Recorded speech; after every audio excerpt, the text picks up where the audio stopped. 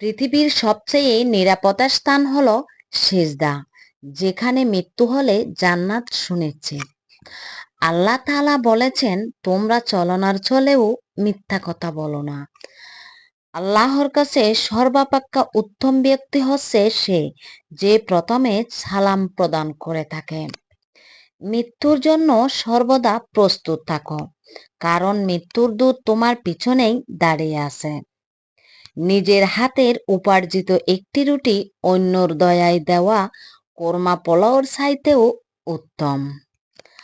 মানুষের মধ্যে সর্বাপেক্ষা অক্ষম ওই ব্যক্তি যে দোয়া করিতে অক্ষম, অর্থাৎ দোয়া করে না।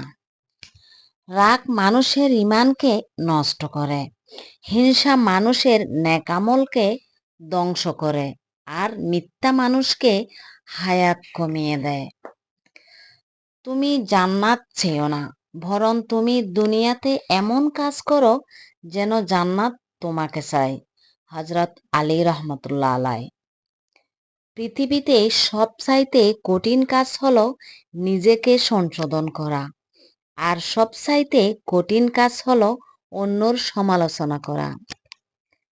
যে মেয়ে মাথায় কাপড় ছাড়া চলবে, কিয়ামতের দিন তার এক একটা চুল সাপ হয়ে তাকে কামড়াবে। আপনার মা বাবার কি আবদার থাকতে পারে না? স্ত্রীর আবদারের মতো তাদের আবদার পূর্ণ করুন।